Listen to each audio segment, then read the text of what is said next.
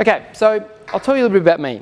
So I work at a company called Social Star. Well, I own a company called Social Star, and we do personal brand management. So we focus on making someone look really good online to attract opportunities for their business. So we work primarily with people-driven businesses, and we work in small scale from people just starting from nothing, like you guys will be. We work with medium businesses that are already running and operating, such as, I deal with physios and osteopaths and counsellors, as well as accountants and other businesses. I also work in the corporate angle.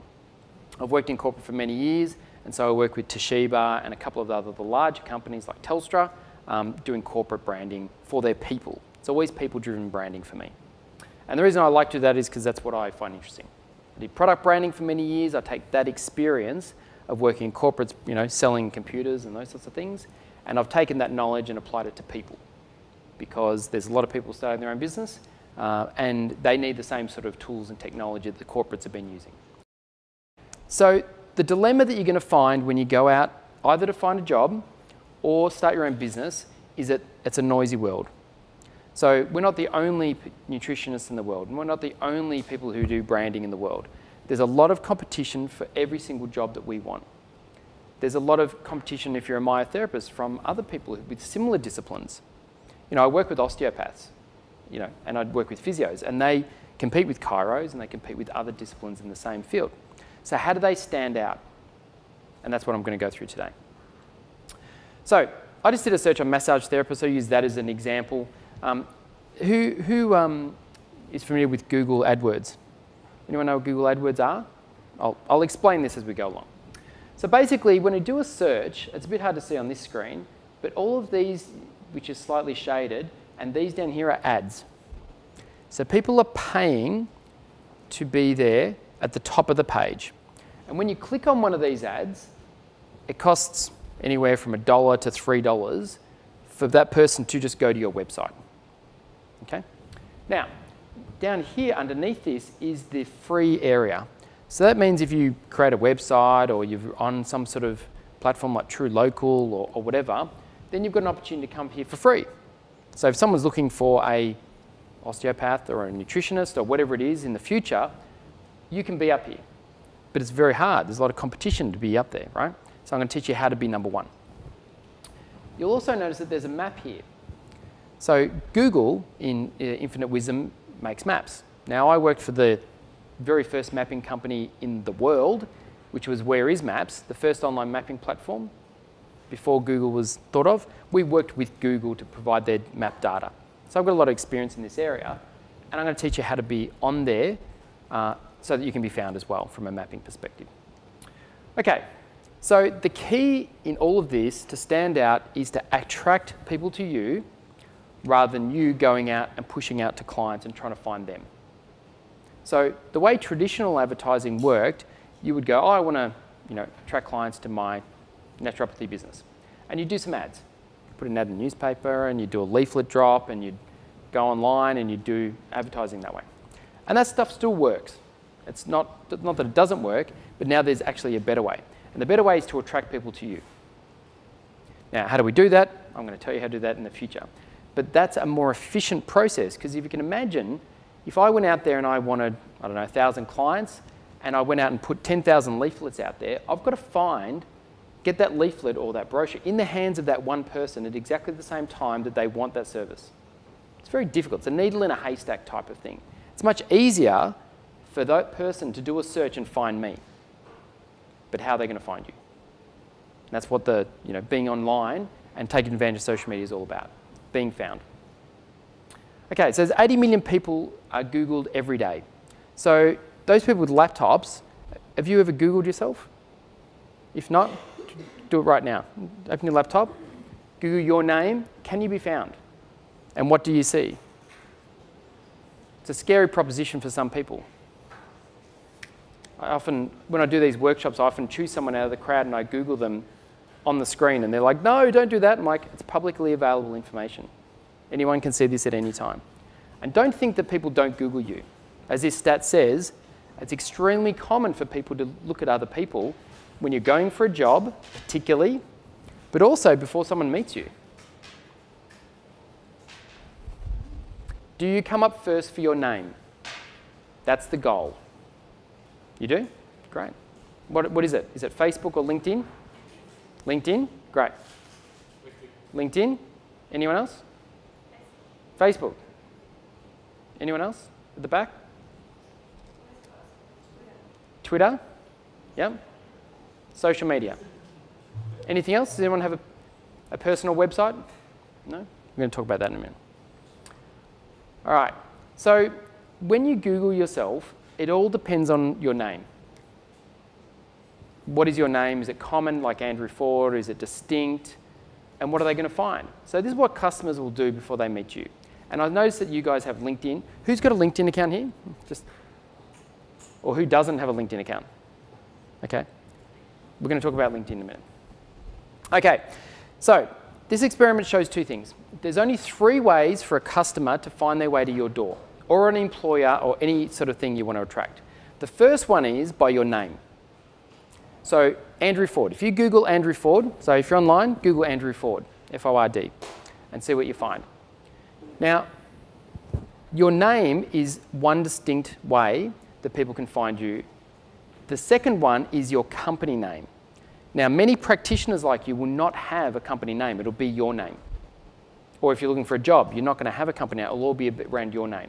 So you've got to control, or it's useful to control, what people see when they Google your name. And there's ways and means to do that. And then when they see the list of links, what do they see when they're on there? When they go to your Facebook page, is that the things that they want to see in order to hire you for a job? Probably not. Right? If they go to your LinkedIn page, how does it look? Do you look professional? Does it talk about the things that you do? Does it have recommendations from referrals, etc.? We're going to talk through this process. The third way for people to find you is by your product or your solution. So what you do. Now, if you're a myotherapist and you Google myotherapist, you're unlikely to come up, right? And even when you graduate and you're successful, because that's too generic. So what we have to do is get specific. And it's not about being myotherapist, it's about what you do in addition to that. So are you a specialist in shoulders, backs, knees? You know, what is it that you do that is a more narrow definition of that in order to stand out online? Because if you just type in, a generic service, you're not going to be found. Okay.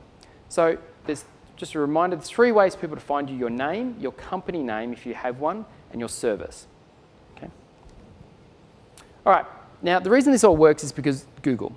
Now, Google has one of the highest penetrations in Australia compared to anywhere in the world. The same with iPhone, or now it's Samsung.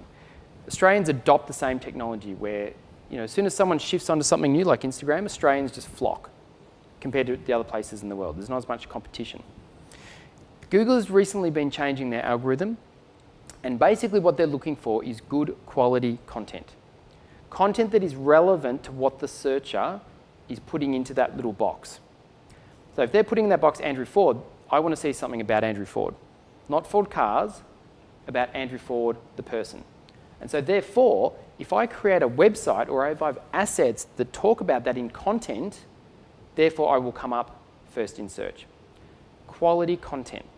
In the old days, I don't know if anyone's built websites or had any experience with that. In the old days, you could trick Google into coming up on those rankings. You can't do that anymore. It doesn't work as well. The only thing that works is good quality content. And I'll show you a content plan later on about how to construct good content. Content's key. Okay, so to create your digital profiles, there's 3 areas that we need to focus. And the first one is Google. Now, it's not just Google Search, it's Google Plus and Google Places. Okay? These things for a location-based business like yours are really essential. The second thing we need to do is Facebook. Facebook's too big to ignore. You've got to have a strategy for Facebook. And LinkedIn. Everybody needs a LinkedIn account.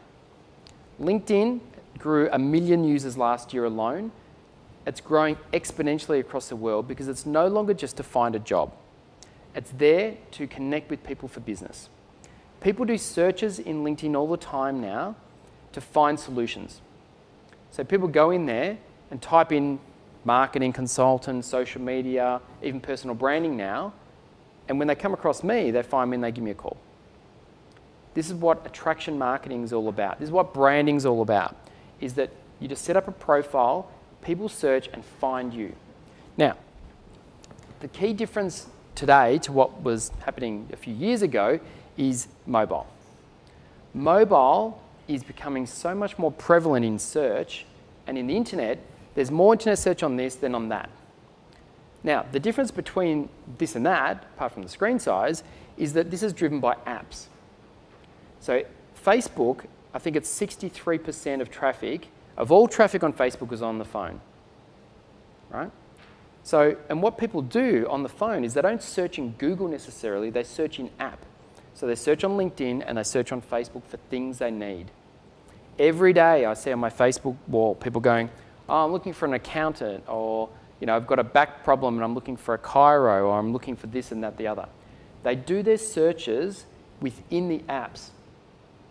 They don't necessarily go out and search the internet. On the big screen, absolutely.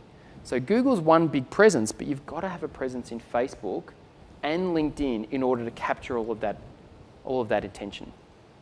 Now, my Facebook strategy is this. So LinkedIn, mandatory. Got to have a LinkedIn account.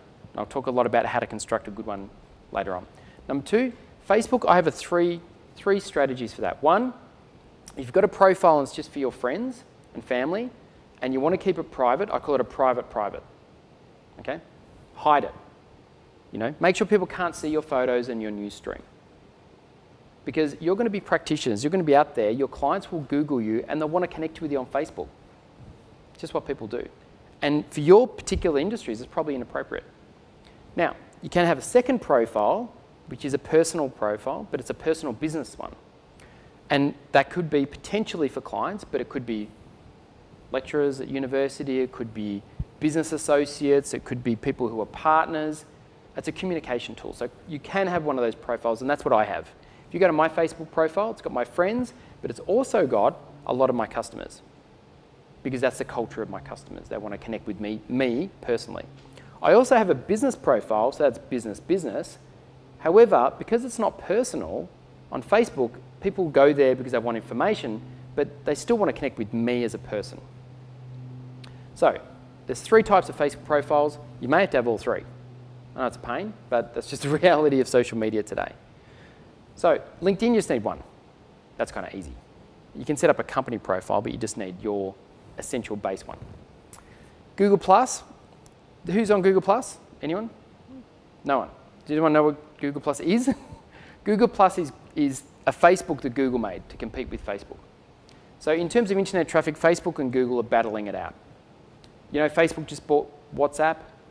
WhatsApp's an instant messaging service, $16 billion with a B, right? They're trying to take over the internet, and so is Google, okay?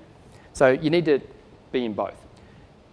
My strategy for Google Plus is simple. What you post on Facebook, you put it on Google Plus. That's all you have to do. Simple. It's the same thing, but the thing is, if you want to be up in Google, Google puts up their products first. They rank their products highly. So on that, that search that I showed you before, when you look at those searches, Google Plus gets huge rankings compared to Facebook because they own the product. So does YouTube, etc. The last thing is Google Places. Google Places is the pin on the map, and it's not Google Plus, it's Google Places. So it's a separate thing that you need to register on if you've got a practice. That's for geographic location businesses. When you do it well, and I'll show you an example later, we'll run a bit of a demo, you'll see that you get a huge ad. Where that map is, your face and your business and your address and your phone number could be in that box. And it's free. And it's super simple to do, it's just that people kind of don't know how to do it. So if you're going to set up a business, you need Google Places and Google Plus. Very important. All right, let's move on. So personal branding. So we don't have a choice whether we're online anymore. We don't have a choice if we have a personal brand. We already have one. If I Google anyone in this room, I'll find something. What the choice is how we control it for our business. You can use these tools. You've probably been using Facebook for years for personal use. To use it for business, this is the challenge now. How do we use these things to generate business for what we want to achieve? And I don't care whether it's getting a job, attracting sponsorship, getting, new customers, getting offered a position to be in a new company, whatever it is, you can attract opportunities using these tools. And I've managed to, through me doing this work, attract a whole range of different things. I got found and offered to, they rang me to come and lecture here, right? So I didn't go and apply, they found me and offered me the position because of my brand. I presented yesterday at another leadership forum. There was another opportunity that someone came and approached me about. People come to me now, customers call me all the time because they go, oh, I saw you on LinkedIn, I saw you on YouTube, I saw you on this, and ring me and want to give me work. That's what you want. You want to attract the people to you rather than you having to go out and go, oh, I've got no customers, what am I going to do? Let's do a flyer. Okay? But you've got to follow this process I'm going to show you. All right, I only work with people-driven businesses, and it works best for them because people want to deal with people. When I was in sales many years ago, my sales manager said, people buy from people, and it is so true. People buy from people. They might want the product, but they'll only buy it if they trust the person that's selling the product. This is why Apple's so successful. Steve Jobs was an inspirational leader. People buy, when they buy one of these products, they buy a little bit of Steve Jobs' inspiration. If he was a boring person and he didn't ever do anything cool, then we wouldn't buy the products. They'd be successful, but not as successful. All right, this is the key stat. 90% of people trust a peer recommendation and only 14% trust advertising today. I used to work in advertising. I spend $10 million a year on media, advertising a whole range of different products in TV and radio and billboards and all those sort of things. Today, only 14% of people trust that. If I can get someone to recommend me or you, oh, yeah, you work on knees, you're a knee specialist or whatever it is. Oh yeah, I've got a friend who does that. That is worth gold. That is gold. That's what you're aiming for. And you don't need the internet for that, but you can use the internet to amplify that. And we're going to teach you how to do that, obviously.